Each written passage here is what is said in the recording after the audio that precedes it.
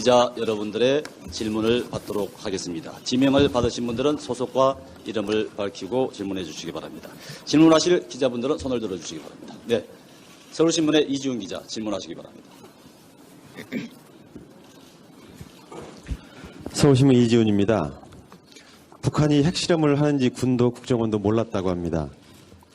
미국은 알았다 하는 보도가 나오더니 나중에는 몰랐다 하는 기사가 뒤따랐습니다. 앞서서 안보 불안감과 한미 공조를 언급하셨습니다. 미국도 몰랐다면 북한은 세상 모르게 핵실험을 했다는 것인데 북한이 혹시 5차 핵실험을 준비한다면 미리 알 수는 있는 것입니까? 혹시 미국이 알고도 알려주지 않았을 가능성은 있습니까? 공포의 균형을 위해서 우리도 어떤 방식으로든 핵을 가져야 한다. 사드를 도입해야 한다는 목소리들이 커지고 있습니다. 어떤 생각을 가지고 계십니까? 네, 다음 질문을 원하시는 분들은 손을 들어주십시오. 네, KBS의 최동익 기자 질문하십시오. 네, KBS 최동익입니다. 과거 북한이 세 차례 핵실험을 했을 때도 유엔 안보리가 제재 조치를 취해왔습니다. 하지만 실효성이 없었다는 지적이 많습니다. 이번에 4차 제재를 논의하고 있는데 실효성을 확보할 수 있을 것으로 보시는지요? 그리고 그 실효성을 확보하기 위해 어떤 보관이 있다면 보관에 대해서도 말씀해 주시기 바랍니다. 그리고 대통령께서는 취임 이후에 그동안 한중 관계에 상당히 공을 들여왔습니다. 그래서 역대 최고 수준의 우호 관계를 유지하고 있는 게 사실입니다. 따라서 이번에 중국이 북한을 제재하는 데 있어서 제대로 된 제재 조치를 취할 수 있을 것으로 보시는지 말씀해 주시기 바랍니다. 네, 다음 질문 받겠습니다. 손을 들어주시면 감사하겠습니다. 네, 조선일보의 최재혁 기자 질문해 주시기 바랍니다. 네, 조선일보 최재혁 기자입니다. 위안부 합의와 관련된 질문을 드리겠습니다. 이번 합의에 대해 대통령께서는 현실적 여건에서 최선의 노력을 기울인 결과라고 말씀을 하셨습니다. 하지만 일본은 법적 책임을 인정하지 않았는데요. 그럼에도 합의를 하신 이유는 무엇입니까? 한미관계도 작용을 한 것입니까? 소녀상 철거 문제도 논란입니다. 협상 과정에서 소녀상 철거 약속으로 해석될 여지가 있는 이면 합의나 논의가 혹시 있었습니까? 소녀상 철거에 대한 대통령님의 입장은 무엇입니까? 마지막으로 정부는 사전에 위안부 할머니들과 어떤 소통의 노력을 했습니까? 대통령께서 위안부 할머니들을 직접 만나서 이해를 구하실 계획은 있으십니까? 네, 다음 질문 받겠습니다. 질문을 원하시는 분들은 손을 들어주시기 바랍니다. 네, 이데일리의 이준기 기자 질문하십시오. 네, 이데일리 이준기 기자입니다. 대통령께서는 그동안 중국발 세계경제 위기론에 대한 대처를 꾸준히 강조해 오셨는데 경제혁신 3개년 계획이나 창조경제 등 현 정부의 정책 기조로 이러한 위기 상황을 돌파할 수 있다고 보시는지 일단 여쭙고 싶고요. 추가로 노동개혁과 관련해서 질문을 드리면 합의 파탄을 선언한 한노총이 노사정의를 탈퇴한 후 복귀하지 않을 경우 정부가 양대 지침 발표 등 노동개혁을 독자적으로 추진할 의사는 있으신지 말씀 부탁드리겠습니다. 마지막으로 청년 실업이 100만에 육박하고 있는데 경제 활성화 법안 등 쟁점 법안이 통과되지 않을 경우 다른 대책은 더 이상 없는 것인지 답변해 주십시오. 다음 질문 받겠습니다. 질문하실 분들은 손을 들어주시기 바랍니다. 네, 헤럴드 경제 최상현 기자 질문하시기 바랍니다.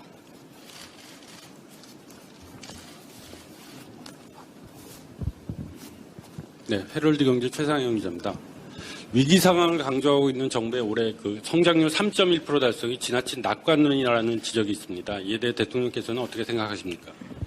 폭증하는 가계부채에 대해 여쭤보겠습니다. 현 정부의 부동산 경기 부양책이 문제를 더 키웠다는 지적이 있습니다. 서민들은 다음 달 대출 규제 강화를 앞두고 전세난을 걱정하고 있는데요. 대통령께서는 부동산 경기 부양을 지속하실 것인지 아니면 가계부채 연착륙에 속도를 낼 것인지 답변해 주십시오. 마지막으로 최근 환율이 급등하고 있습니다. 환율 급등으로 소비 위축과 기업들의 수출 경쟁력 약화가 우려됩니다. 대통령께서는 우리 기업들의 수출 경쟁력 강화와 내수 진작을 위한 긴급 처방책이 있는지 답변해 주시기 바랍니다. 답을 다 드렸는지요? 또 답을 안 한 게 있나요? 아까 질문을 그냥 한꺼번에 여러 개를 하셔가지고 제가 머리가 좋으니까 그래도 이렇게 기억을 하지 머리 나쁘면 이거 다 기억 못해요. 질문을 몇 가지씩이나 하시기 때문에. 제가 머리가 좋으니까 그래도 이렇게 기억을 하지. 머리 나쁘면 이거 다 기억 못해요. 질문을 몇 가지씩이나 하시기 때문에. 다음 질문하실 분은 손을 들어주시기 바랍니다. 네, 경상일보의 김두수 기자 질문하시기 바랍니다.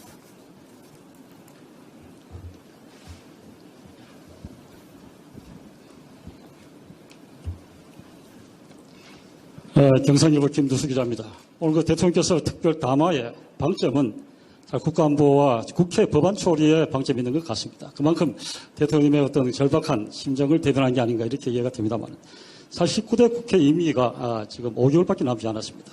그래서 박근혜 정부의 주요 개혁 법안을 비롯해서 경제 활성화 법안이 줄줄이 좌초위기에 있습니다. 사실 어제 여야가 만나서 그러면 상임위부터 먼저 한번 해결해보자 이렇게 합의를 했습니다만은 4월 총선이 가로놓여 있는 상황에서 또 용언한 것 같습니다. 그래서 대통령께서는 이거 어떻게 돌파할 것인지 말씀해 주시고 지금 현재 국회 정의와 국회의장은 직권 상정은 절대 불가하다 이렇게 입장을 밝히고 있습니다. 대통령께서는 직권 상정이 필요하다고 보시는지 말씀해 주시고 만약에 전 국회의장께서 나는 절대 국회 직권 상정 할 수 없다 이렇게 선을 긋게 된다면 대통령의 또 다른 묘안이 계시는지 이 자리에서 밝혀주시면 감사하겠습니다. 고맙습니다. 네, 다음 질문 받도록 하겠습니다. 질문하실 분은 손을 들어주시기 바랍니다. 네, OBS의 이수광 기자 질문하시기 바랍니다.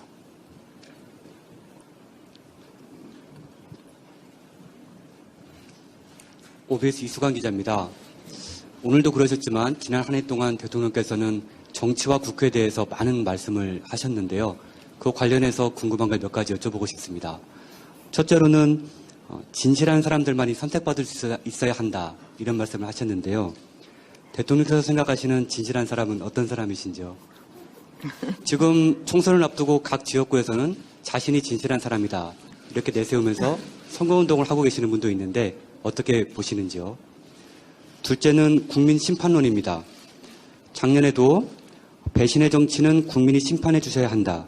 또 국회가 민생법안을 방치하면 국민은 절대 용서하지 않을 것이다. 오늘 앞서 담화에서도 국민이 나서달라는 당부를 하셨는데요. 이렇게 말씀을 하시면 언론에서는 국민 심판론, 또 이른바 국회 물갈이론 이렇게 해석을 하곤 하는데 이에 대해서 어떻게 생각하시는지 궁금합니다. 마지막으로 당청 관계인데요. 현재 청와대와 새누리당은 아주 관계가 좋은 것 같습니다.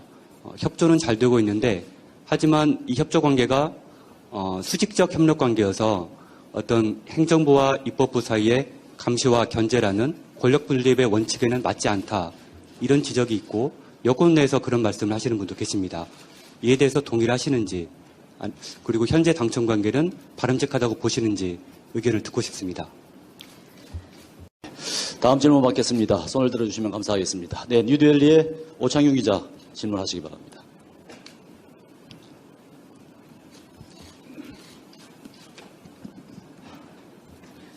예, 뉴델리 오창균입니다. 이른바 진보라고 지칭되는 교육감들이 누리과정 예산 편성을 거부해 정부와 충돌했습니다. 이를 두고 법적 의무를 저버린 직무유기라는 비판이 일고 있습니다. 누리과정 해결책을 듣고 싶습니다. 서울시 청년수당, 성남시 무상복지 논란을 두고 포퓰리즘이라는 지적과 정부 책임이라는 주장이 있습니다. 이 문제 어떻게 생각하십니까? 정부는 2017년 국정교과서를 배포하겠다는 계획입니다. 반면 더불어민주당 문재인 대표는 총선 후 국정교과서를 폐지하겠다고 합니다. 어떻게 국민을 설득하실지 궁금합니다. 최근 야당이 분열해 1여, 5야, 다당제 구도 속에서 총선이 치러질 것이라는 전망이 많습니다. 향후 야당들과 어떤 관계를 설정하실지 말씀 듣고 싶습니다. 네, 이번에는 앞서 손을 들어서 지명했던 JTBC의 조민진 기자 질문해 주시기 바랍니다.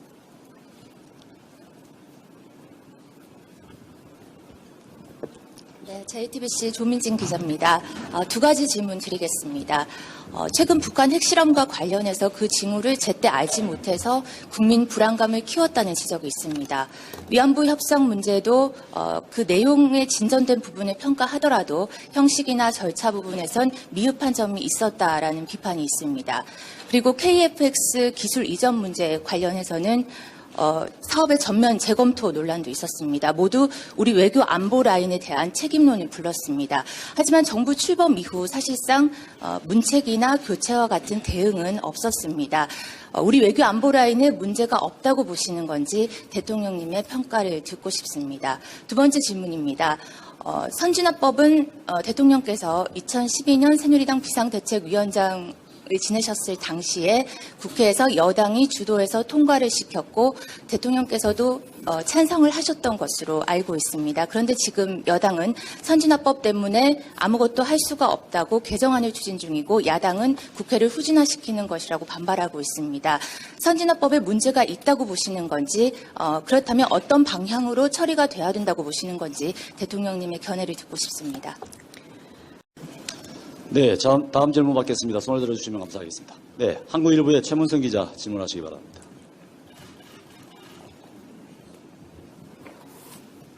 예, 한국일보 최문선입니다.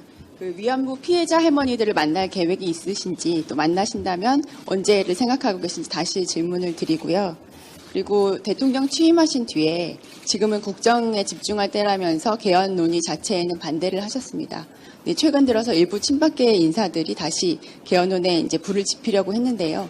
거기에 대통령님의 의중이 실린 것인지 궁금합니다. 또 이번 총선이 끝나고 나서나 집권 후반기에 개헌을 추진할 필요가 있다고 보시는지도 궁금하고요. 그리고 반기문 대망론이라는 말을 들어보셨을 텐데요. 올해 말에 사무총장 임기도 끝나고 또 최근 들어서 여러 여론조사에서 1위도 달리고 있기 때문에 대선에 뛰어들 것이라는 이야기가 끊이지가 않습니다. 반기문 총장에 대해서 개인적으로 어떻게 평가하시는지, 그리고 지금 이 시점에 왜 적지 않은 국민들이 반 총장을 좋아한다고 생각하시는지도 답변해 주십시오. 네, 다음으로 질문을 원하시는 분들은 손을 들어주시면 감사하겠습니다. 네, 평화방송의 김혜영 기자 질문하시기 바랍니다. 네, 평화방송 김혜영입니다. 북한의 핵실험 이후에 개성공단 정상 가동 여부에 관심이 쏠려 있습니다. 북한의 태도 변화가 없을 경우에 개성공단 지금 출입 제한 조치를 계속 유지해 나갈 생각이신지 궁금하고요.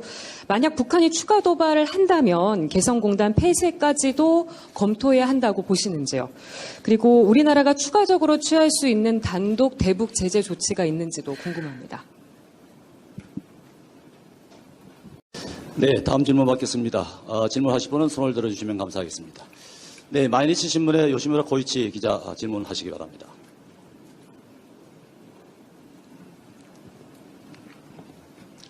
일본 마이니치 신문 요네무라라고 합니다. 위안부 문제에 대해서 질문하겠습니다. 위안부 문제에 관한 양국 정부의 타결은 역사적인 합의였다고 생각합니다. 그러나 아직도 한국 내에서는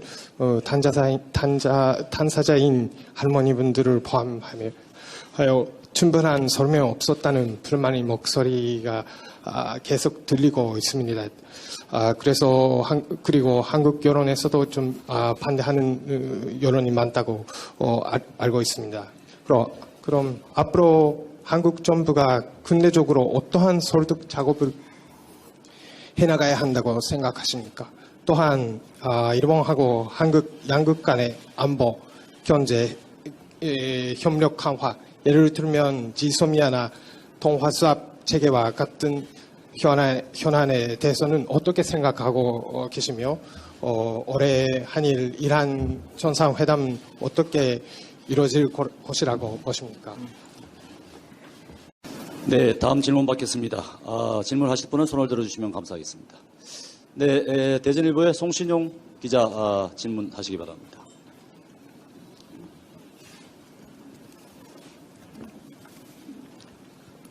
대전일보 송신용 기자입니다. 오늘 굉장히 날씨가 추운데 마음이 더 꽁꽁 얼어붙은 사람들이 좀 있을 것 같습니다. 대통령님께서 새해 첫 국무회의에서 적폐 척결을 강조하셨고 황교안 국무총리는 어제 또 부패 방지 4대 백신 프로젝트를 발표했습니다. 강력한 사정 드라이브를 거는 게 아니냐는 이런 관측들이 자연스럽게 나오고 있습니다. 하지만 정치적 오해의 소지도 있는 데다가 경제에 미칠 여파에 대한 시각도 좀 다소 엇갈리는 것 같습니다. 대통령님의 생각을 듣고 싶습니다.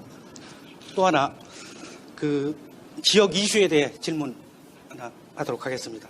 최근 이제 규제 프리존을 도입해가지고 또 이제 수도권을 제외한 14개 시도별로 지역 특성에 맞춰서 지역 전략 산업을 선정했습니다. 하지만 좀 갈 길이 멀고요. 그런 면에서 쇠뿔도 당김에 빼라는 속담도 생각나고 하는데 이렇게 시간이 걸리다가는 지역 경제 활성화의 어떤 골든 타임을 잃지 않을까 하는 걱정도 됩니다.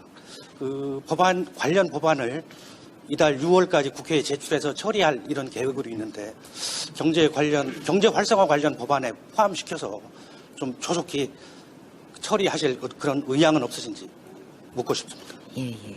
아까 질문을 그냥 한꺼번에 여러 개를 하셔가지고 제가 머리가 좋으니까 그래도 이렇게 기억을 하지 머리 나쁘면 이거 다 기억 못해요. 질문을 몇 가지씩이나 하시기 때문에 제가 머리가 좋으니까 그래도 이렇게 기억을 하지 머리 나쁘면 이거 다 기억 못해요. 질문을 몇 가지씩이나 하시기 때문에